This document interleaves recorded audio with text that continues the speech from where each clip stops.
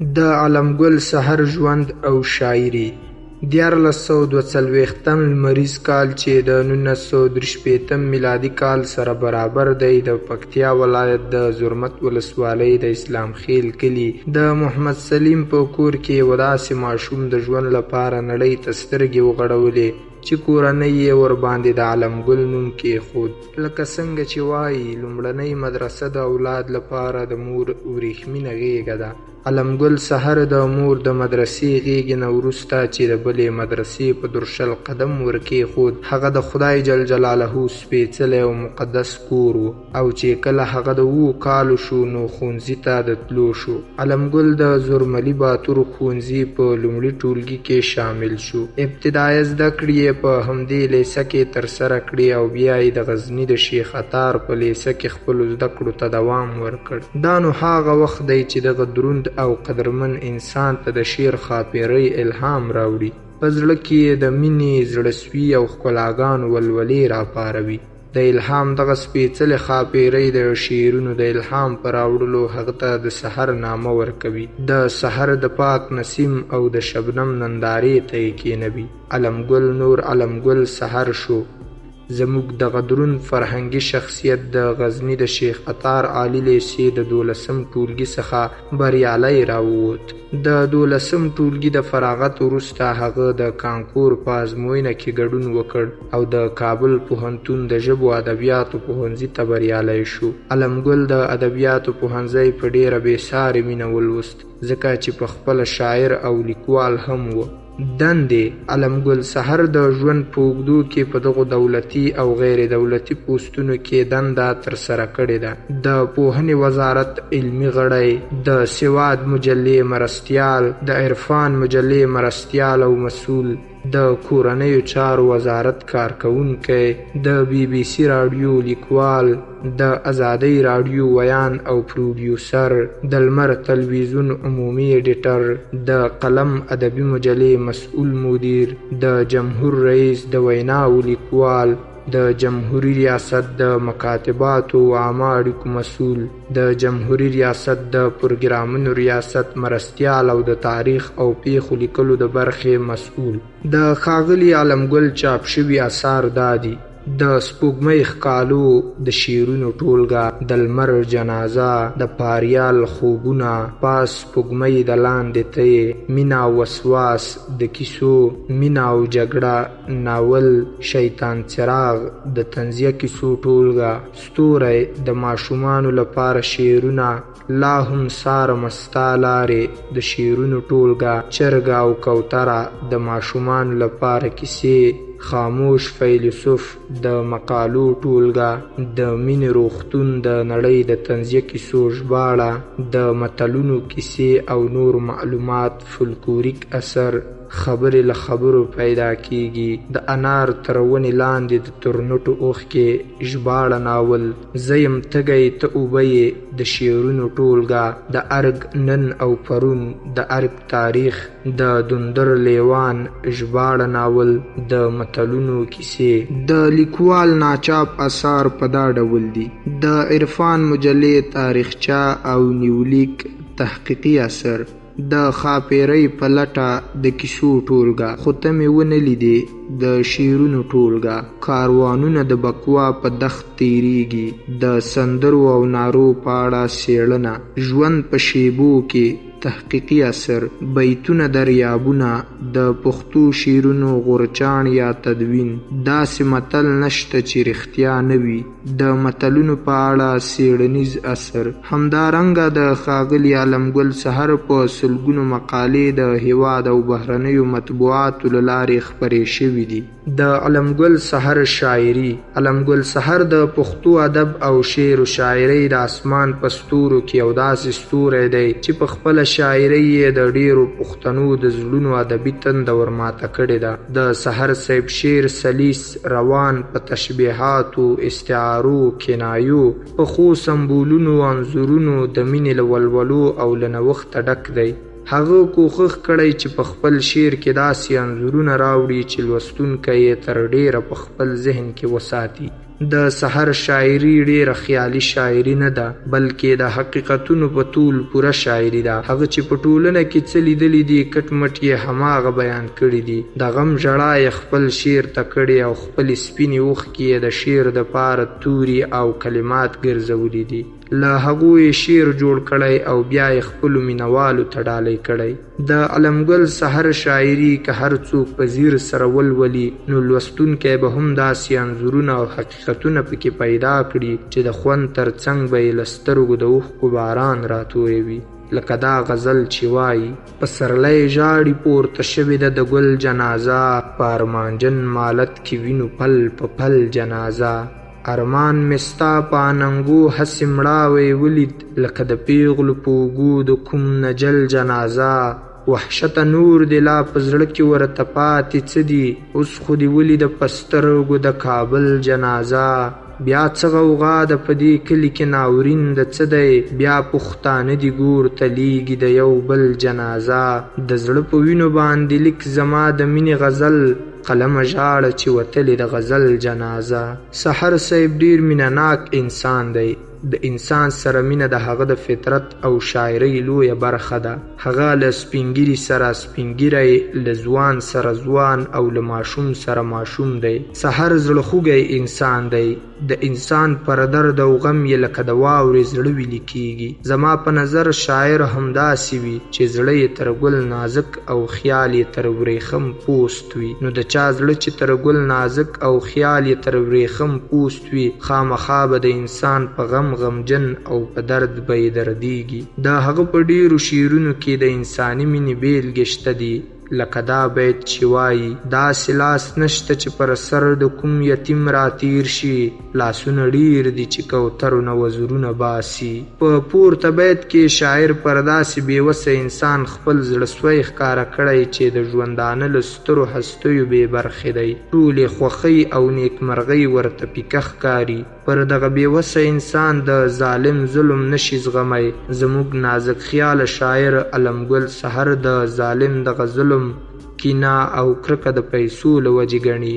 رښتیا هم چې د ځمکې پر سر د انسانانو ترمنځ هره کوچنۍ او لویه شخړه د پیسو په خاطر روانه ده. سحر صاحب د پیسو له وجې د انسانانو ترمنځ د کرکې او کینې پیدا کېدل داسې غندي: کلاس می باندې برشي د دنیا پیسه بسوزم، انسان کینه او کرکه له روپیو نه زده کړي. وایي چې تر ټولو غوره انسان هغه دی چې په خپله ګناه اعتراف وکړي او پر هغې پښیمانه شي. علمګل سحر هم یو له دغو غوره انسانانو څخه دی چې په خپله ګناه اعتراف کوي. هغه وایي چې زه انسان یم، ناقص یم، زما وجود د لمدې خټې نه جوړ دی، نو ګناه او خطا خو به خامخا رانه کیږي. انسان یم، ناقص یم، سوالونه شي پیدا راته، د خدای د قدرت حق واته مریم رانه پټه شي. د پښتو ادب معاصر غزلګوټی شاعر ارواخاد استاد محمد صدیق پسرلی وایي: سحر صاحب یو دروند او صمیمي سړی دی. یاري دوستي یې د بارتري تجارت په څیر نه ده. په خبره یې باور او په خلق یې اعتماد کیدی شي. نو که شاعر او لیکوال هم نه وای محترم به و. له نیکه مرغه دی شاعر او ښه کیسه لیکونکی هم دی. که څوک یې اثارو ته ښه ووایي که بد، نه یې په ښو ویلو مغروریږي، نه یې په ردولو خواشینی کیږي. البته هم د دوستانو مشوره مني او هم ځان رسول غواړي چې دای د تکمیل پړاو ته د رسیدلو ښه لاره ده. همدارنګه زموږ د پښتنو یو بل وتلی او پیژندل شوی شاعر باز محمد عابد د سحر صاحب د شخصیت او شاعرۍ په اړه خپل نظر داسې څرګند کړی: علمګل سحر هغه روڼ سحر ته ورته دی چې د ژوند د امیدونو ډیوې د لمر د وړانګو په لاسونو کې نیولي وي او د مینې لار پرې رونوي. سحر فطرتاً شاعر دی او شاعري یې په خټه کې اغږل شوې ده. د سحر شاعري او شخصیت لازم او ملزوم دی. څرنګه چې شعر له تصنیع پاک، له بې ځایه مبالغو نه مبرا او د بې مفهومه سمبولونو په دام کې نه دی نغښتی، داسې شخصیت هم سپېڅلی دی. په ناسته ولاړه کې تصنیع نه لیدل کیږي، بس د خپل شعر مجسم تصویر دی.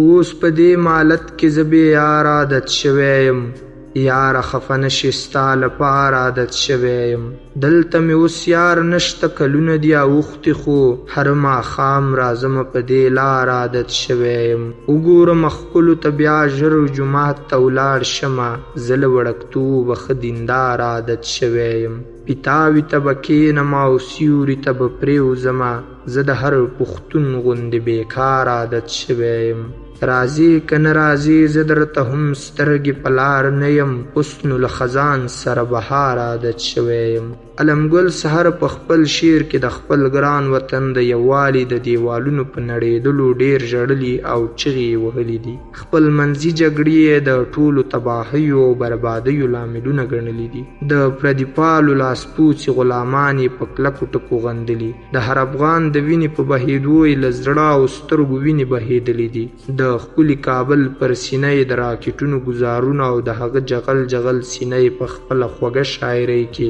داسې یاده کړې ده په سرو وینو کې ډوبېږي کابل ژاړي ځوان بچي یې تباه کېږي کابل ژاړي دغو خپلو لیونیانو هسې وران کړ چنګیزیان ورته یادېږي کابل ژاړي بس د اوښکو وینو سیند کې لاهو شوی ورته لاس ورکړئ غرقېږي کابل ژاړي د پردیو تر پښو لاندې فریاد کړي د مرګ کاڼي پرې ورېږي کابل ژاړي علمګل سحر هغه ناپوهه پښتانه چې د پردیو تر شا روان دي د پردیو په خوله د خپلو ورونو په مرۍ چاړه راکشوي د خپلو ورونو په وژلو ځان مقام او منصب ته رسوي هغوی یې د دغې ناپوهۍ په وجه ډېر غندلي او دې ته یې رابللي دي چې د پردیو په کاسه کې د خپل ورور وینې څکل بس کړي بلکې خپل تږي ورور ته په دغه کاسه کې د امن اوبه ورکړي سحر صاحب وایي چې ستړې د ژوندون نورې هم ډېرې دي زړه مې له ولس سره ستومان وي ډېر بل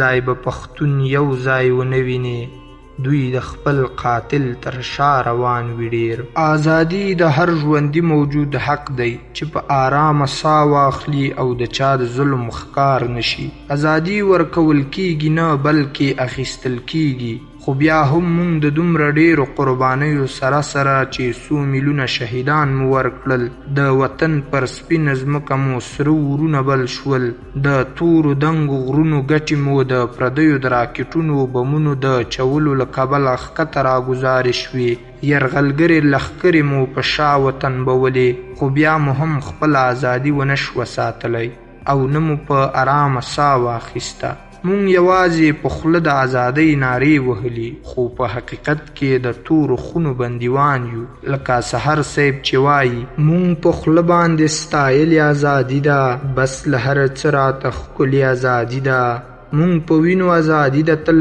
اخیستې مونږ په خوشي شي بایللې ازادي ده یو دوه درې کسه مین په ازادۍ یو دلته نور وایي چې ولې ازادي ده مونږ د خپلې ازادۍ اتل تکفیر کړ نه په ځان ملورولې ازادي ده زمونږ برخه بې علمي لوږه او تنده مونږ نورو ته ګټلې ازادي ده مونږ به څه د ازادۍ په قدر پوه شو مونږ کله لا لیدلې ازادي ده علمګل سحر یوازې د غزل په فورم کې شاعري نه ده کړې بلکې په ډېرو نورو شعري فورمونو کې شاعري کړې ده لکه نظم رباعي څلوریزه ټپیزه آزاد شعر لنډکي شعرونه او داسې نور د خاورین ګلابونه یوټیوب چینل درنو اوریدونکو که د علمګل سحر په ژوند شعر او شاعرۍ هر څومره خبرې وشي نو بیا به هم د کمښت احساس موجود وي ځکه د داسې یو انسان په ژوند چې په خټین وجود کې انساني مینه ځای نیولی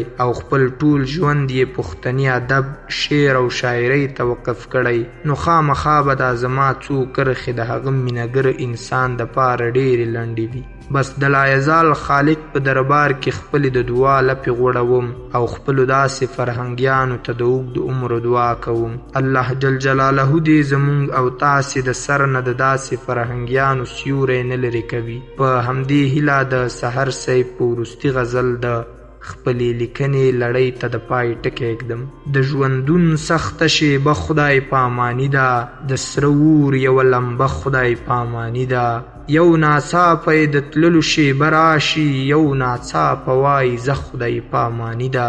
تګ د یار، تګ د اولاد، تګ د دوستانو، په زړه ګډه کړه لړزه خدای پاماني ده.